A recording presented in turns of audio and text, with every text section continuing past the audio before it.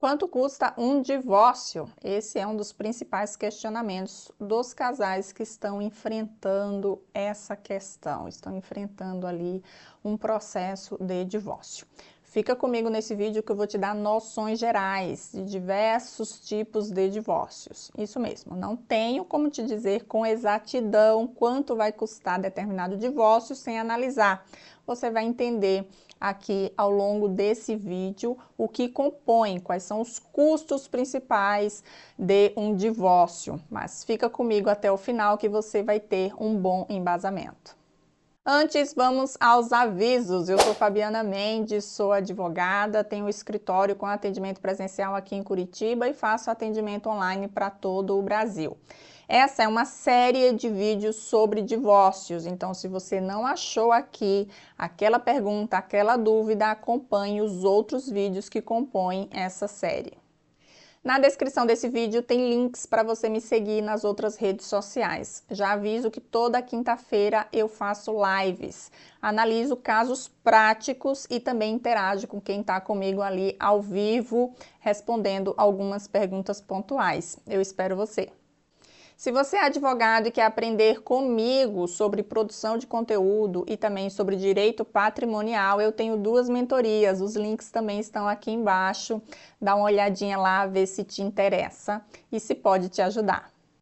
Agora vamos ao conteúdo. Os custos que envolvem um processo de divórcio são custas judiciais, custas cartorárias, impostos, se houver, e honorários advocatícios. Além disso, lá no finalzinho pode ser necessário fazer algumas averbações no cartório de registro de imóveis ou principalmente no registro civil.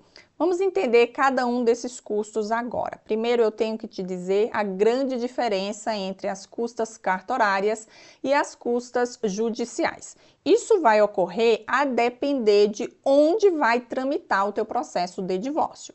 Se o divórcio for ocorrer no cartório, custas cartorárias. Se no judicial, custas judiciais.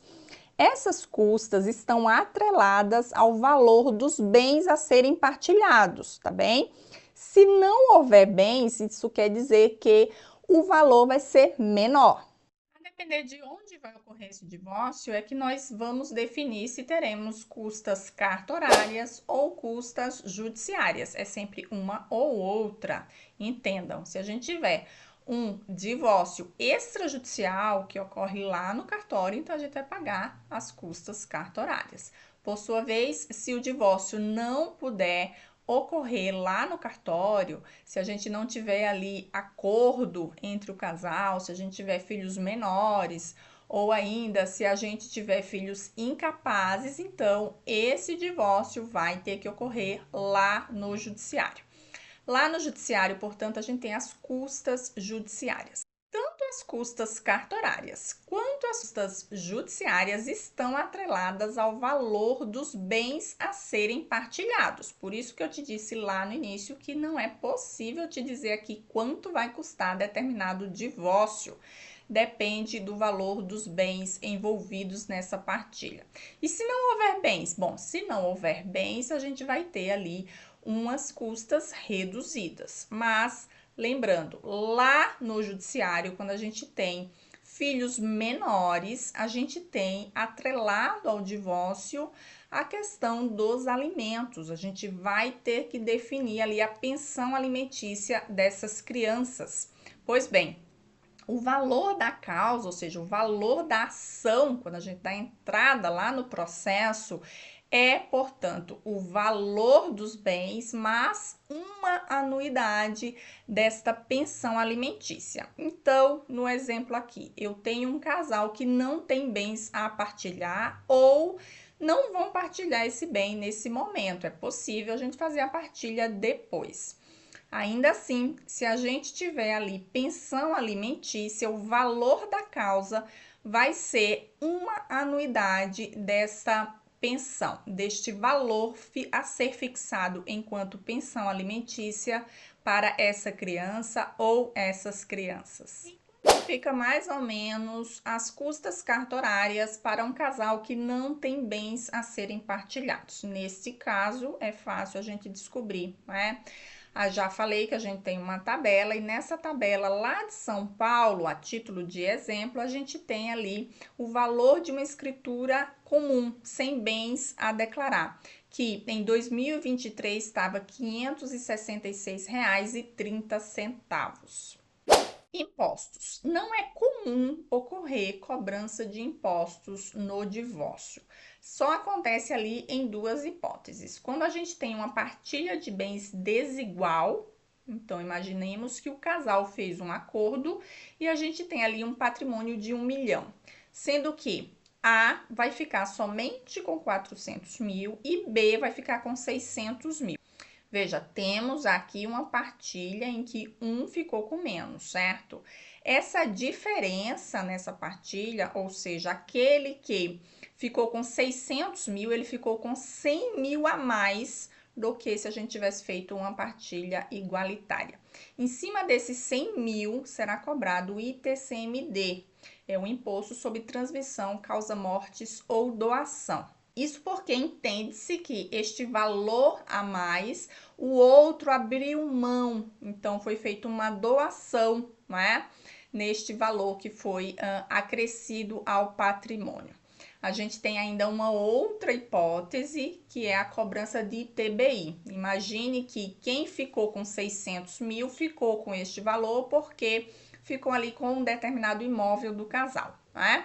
Mas ele vai pagar ao outro em prestações, né? Em serviço, enfim, vai ocorrer ali uma contraprestação. Então, neste caso, a gente não coloca ali ITCMD e sim ITBI. Qual é o valor do ITCMD? Qual é o valor do ITBI? A gente vai ter que olhar ali para o estado e para o município. Isso porque o ITCMD é um imposto estadual e o ITBI é um imposto municipal. A alíquota varia, então, de estado e município. E quanto aos honorários advocatícios? Olha, eu já te adianto que cada profissional é livre, né, para precificar. Isso depende ali da sua expertise, da sua agenda e também da complexidade do caso, né?